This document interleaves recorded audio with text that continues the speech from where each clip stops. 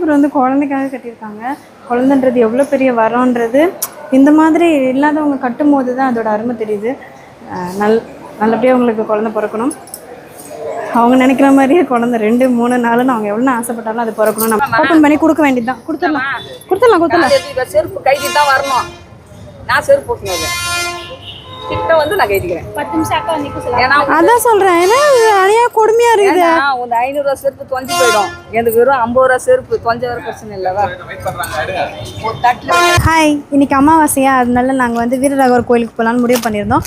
அம்மா வந்து ஒரு வேண்டுதல் வச்சுருந்தாங்க. ஒருத்தருக்கு சாப்பாடு வாங்கி கொடுத்து அவங்களுக்கு ட்ரெஸ் வாங்கி கொடுக்கலாம் அப்படின்னு சொல்லிட்டு, சரி நம்மளும் வந்து சேர்ந்தே பண்ணிடலான்ட்டு ஒரு 5 பேருக்காக கொடுத்துடலாமேன்னு சொல்லிட்டு சாரீ எடுக்கலான்னு வந்துட்டோம். வந்து ஆமாம், நம்மக்கிட்ட வந்து நைட்டியும் இருக்கிறதுனால நைட்டியுமே எடுத்துட்டோம். ஆஃபீஸ்லேருந்து 5 லுங்கியுமே எடுத்து வச்சுருக்கோம். இப்போ வந்து இது எல்லாத்தையும் சேர்த்து தான் கொடுக்க போகிறோம். சாப்பாடு வந்து தயிர் சாதம் செஞ்சு வச்சுருக்கோம், அதையுமே சேர்த்து கொடுக்க போகிறோம். ஓகேவா, செலக்ட் பண்ணிடலாமா? இப்போ வந்து நம்ம புடவை எடுத்துகிட்டு வந்தாச்சு.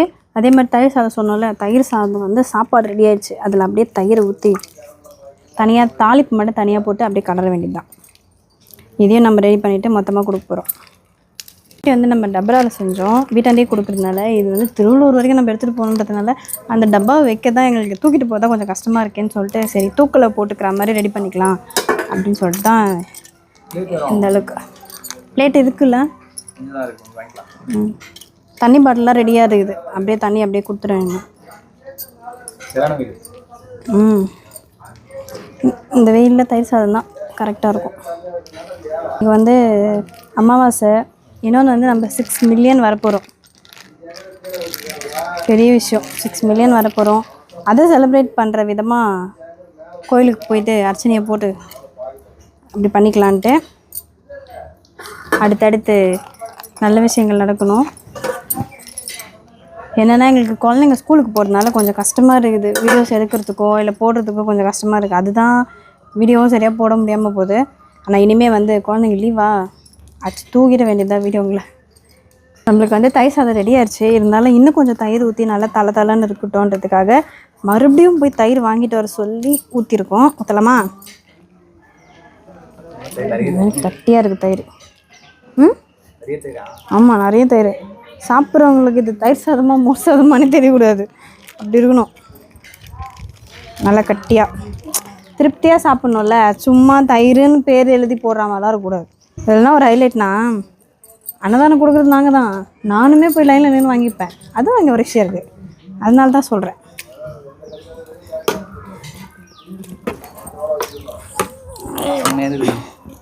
செம்மையாகுதா? ஏன் இருக்காது? நான் தானே கை வலிக்கு கலர்றேன். பார்க்குறவங்களுக்கு செம்மையாக தான் இருக்கும்.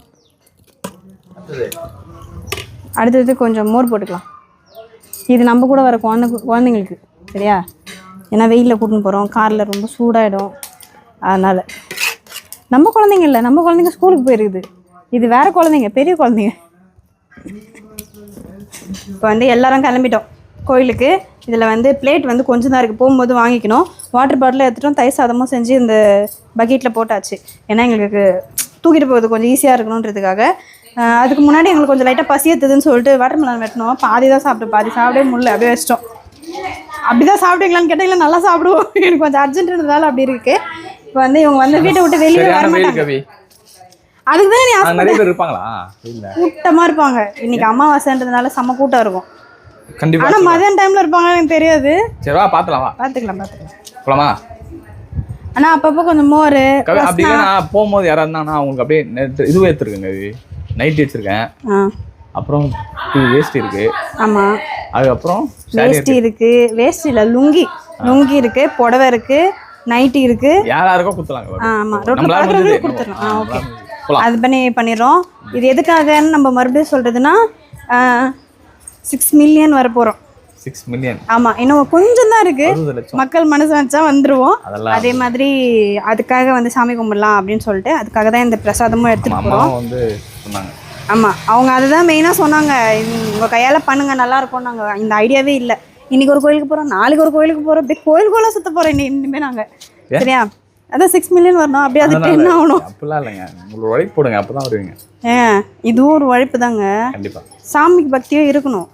நம்மளோட நம்பிக்கை தான் சாமி பக்தி, அது வேற. ஆனால் இதுவும் கொஞ்சம் இருக்கணும், கடவுள் பக்தியும் கொஞ்சம் இருக்கணும். போலாமா? சரியா? போலாம். கோயிலுக்குள்ளே வந்தாச்சு. என்ன ஒரு கஷ்டம்னா பார்க்கிங் பண்ணுறதுக்கு தாங்க ரொம்ப கஷ்டமாக இருக்குது. அங்கே ஒரு போலீஸ்கார் ரொம்ப நல்லவராக இருக்கார். எங்களை வந்து அப்படியே உள்ளே விட்டார். காரை நிறுத்திட்டோம். சாப்பாடு எடுத்துகிட்டு வரதான் முடியாதுன்றதுனால தான் காரை உள்ளே எடுத்துகிட்டு வந்தோம். அவ்வளோதான், ஓப்பன் பண்ணி கொடுக்க வேண்டியது தான். கொடுத்துடலாம். செருப்பு கைதி தான் வரணும். நான் செருப்பு போட்டுனது கிட்ட வந்து நான் கைதிக்கிறேன். 10 நிமிஷம் அக்கா வந்து ஏன்னா அதான் சொல்கிறேன். ஏன்னா அணையா கொடுமையாக இருக்குது. ஒரு 500 ரூபா செருப்பு தொலைஞ்சு போயிடும். எனக்கு வெறும் 50 ரூபா செருப்பு தொலைஞ்ச வர பிரச்சனை இல்லவா? ஒரு தட்டில் அநியாயமாக இருக்குது. ஏங்கவியா இவங்க வேறப்பா குறுக்க வந்து ஏதாவது பண்ணிக்கிறேன். கிடைக்கணும்ல, கட் பண்ணி கொடுக்கட்டும். என்ன கவி திரும்பி தப்பாயிட்டா? இதுக்கு முன்னாடி ரோஸ் பட் கலரில் இருந்தேன் நான். கோவிலுக்கு வந்தாச்சு. வரும்போதே வந்து அன்னதானமும் கொடுத்துட்டோம். அன்னதானம் கொடுத்துட்டு அதுக்கப்புறமா நம்ம எடுத்துகிட்டு வந்தோம்ல சாரி, அதில் வந்து ஒரு 3-4 கொடுத்தாச்சு. மீதி ஒரு 2 அப்படி இருக்கும். அது வந்து போகிற வழியில் கொடுத்துக்கலாம் அப்படி சொல்லிட்டு அங்கேயே வச்சுட்டு வந்துட்டோம். இப்போ வந்து வெள்ளத்தை கரைச்சிட்டு போகலான்ட்டு தெரியாது போல். நம்ம இப்படி லைட்டாக அப்படி தேய்ச்சி இல்லை நீ போட்டேன்னு இப்படி காலை வைக்கும் போலாம் நல்லா தான் இருக்குது. மேலே ஏறதான் ரொம்ப காய். இருங்க ஒரு நிமிஷம், செருப்பு போட்டு தான் பேசுகிறோம் நம்ம. வெளியே வந்து சாமியெல்லாம் கும்பிட்டு வந்தாச்சு. வெளியே கும்பிட்டுட்டோம். சரி உள்ளே போயிட்டு காலியாக இருக்கே சாமியை பார்த்துடலான்ட்டு உள்ளே வந்தோம்.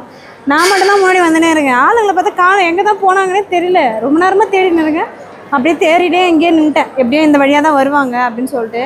ஒரு வேளை குறுக்கு வழியில் ஏதாவது போயிட்டாங்களான்னு தெரில. பார்க்கலாம் வராங்களா இல்லையான்ட்டு. என்ன தான் வந்து வெளியே அவ்வளோ வெயில் அடித்தாலும் உள்ளே வந்து சில்லுன்னு கூட்டமாகவே இருந்தாலும் ஒரு அமைதியாக இருக்க மாதிரி இருக்குல்ல, நல்லாயிருக்கு. நம்ம வந்து சாமியை வந்து உள்ளே பார்க்க போகல. ஏன்னா இவங்க எங்கே இருக்காங்க தெரில, நம்ம வீட்டாளுங்க. அதனால் எல்லோரையும் கூப்பிட்டு தான் போனோம். நாங்கள் அதுக்குள்ளே கோயிலை சுற்றிட்டு வந்துடலான்ட்டு வந்துட்டோம். வழக்கம் போல் தான் நம்ம இங்கே வந்து நின்னோன்னே இதெல்லாம் பார்க்கும்போது இவங்க வேண்டியிருக்கிற எல்லா வேண்டுதலும் வந்து நிறைவேறணும்னு நம்ம வேண்டிக்கலாம். நிறைய பேர் வந்து குழந்தைக்காக கட்டியிருக்காங்க. குழந்தைன்றது எவ்வளோ பெரிய வரன்றது இந்த மாதிரி இல்லாதவங்க கட்டும் போது தான் அதோட அருமை தெரியுது. நல்லபடியாக அவங்களுக்கு குழந்தை பிறக்கணும். அவங்க நினைக்கிற மாதிரியே குழந்தை 2, 3, 4ன்னு அவங்க எவ்வளோ ஆசைப்பட்டாலும் அது பிறக்கணும். நம்ம வேண்டிக்கலாம். சரி போகலாமா? வாங்க நம்ம வெளியே போகலாம். ஃபஸ்ட்டு போய் நம்ம ஆளுங்களை கண்டுபிடிக்கலாம், எங்கே இருக்காங்கன்னு தெரியல. இதெல்லாம் இந்த நான் காலியாக இருந்தேன். அடிக்கடி போயிட்டு வருவோம் உள்ள. ஆனால் வந்து இன்றைக்கி ரொம்ப இன்றைக்கி போகவே முடியாது, நம்ம சுற்றக்கூட முடியாதுன்னு நினச்சோம். ஆனால் இன்றைக்கி ரொம்ப காலியாக இருந்தது. உள்ளே வரைக்கும் போய் சாமியை பார்த்துட்டு வந்துட்டோம். 2 நிமிஷம் நின்று வேறு பார்த்தோம். அங்கே இருக்கிறவர் வாங்கன்றாரு. ஆனால் இன்றைக்கி பார்த்தவங்களே 2-3 வாட்டி திருப்பி பார்க்குற அளவுக்கு டைம் இருந்துச்சு. அது நம்ம டைம்னு நினைக்கிறேன். நல்ல டைமாக இருக்குது. அவ்வளோதான், நம்ம வந்ததெல்லாம் கொடுத்தாச்சு. சாமியை கும்பிட்டாச்சு, சாமியை பார்த்தாச்சு. போகலாமா? போகலாம். அதை வெயிலில் வர முடியாதனால தான் ஜனம் காலியாக இருக்கும். ஈவினிங் வந்து பாரு, ஒன்றில் ஒரு 5 மணிக்கு கிளம்பிங்க வா. நான் ஏன் வரணும்? நான் தான் சாமி பார்த்துருக்கேன். இந்த டைமில் வந்து பார்த்தீங்கன்னா தெரியும். இப்போ நம்மளுக்கு சாமி காலையில் அதை பார்க்கல. இவங்க கூட்டமாக வந்து நான் ஏன் பார்க்கணும்? காலெல்லாம் சும்மா அப்படியே நெருப்பில் வைக்கிற மாதிரி கொதிக்குது. என்னென்ன சொன்னாங்க, உனக்கு அதுக்குள்ளே காது சொல்லுதா, அதுதான் இதுவான்ட்டு. இப்போ கால் கொதிக்குதான். ஏன் கால் செவக்கலக்கா? ஓகே, நம்ம எடுத்துன்னு வந்த இப்போ வேஸ்ட்டு, அதாவது லுங்கி, புடவை, நைட்டி எல்லாமே காலியாகிடுச்சு. எல்லாத்தையுமே கொடுத்துட்டோம். ஏன்னா நம்ம இன்னும் கொஞ்சம் எக்ஸ்ட்ரா எடுத்துகிட்டு வந்துடுவோம். அடுத்த முறை வரும்போது நிறைய எடுத்துகிட்டு வரணும். அது வந்து அதுதான் இங்கே கொஞ்சம் கஷ்டமாக இருக்குது. வாங்கினதுனால நிறைய பேர் கிடைக்கல. நெக்ஸ்ட் டைம் வந்து கரெக்டாக எடுத்துகிட்டு வரணும். சரிங்களா? ஓகே, வந்து வேலை முடிஞ்சிச்சு. இப்போ வந்து நம்ம வீட்டுக்கு கிளம்ப போகிறோம். நம்ம சுஜன் வேறு ஃபோன் பண்ணி நாங்கள் வந்துட்டுருக்கோம், பாதி வழியில் வந்து எங்களை கூப்பிட்டு போகிறீங்களா அப்படிலாம் வேறு கேட்டாங்க. நம்ம வீட்டுக்கு போயிட்டு முதல்ல வீட்டில் எல்லோரையும் இறக்கிவிட்டு குழந்தைங்களையும் போய் கூப்பிட போகிறோம். ஓகேவா? சரி, இதே மாதிரி நீங்களும் வந்து உங்களோட இந்த அமாவாசையில் எந்த கோவிலுக்கு போனீங்க, என்ன பண்ணீங்கன்றதை கீழே கமெண்ட் பண்ணுங்கள். ஓகேவா? அப்படி நீங்களும் இந்த கோயிலுக்கு வந்திருக்கீங்களான்னு சொல்லுங்கள். ஓகே, பாய்.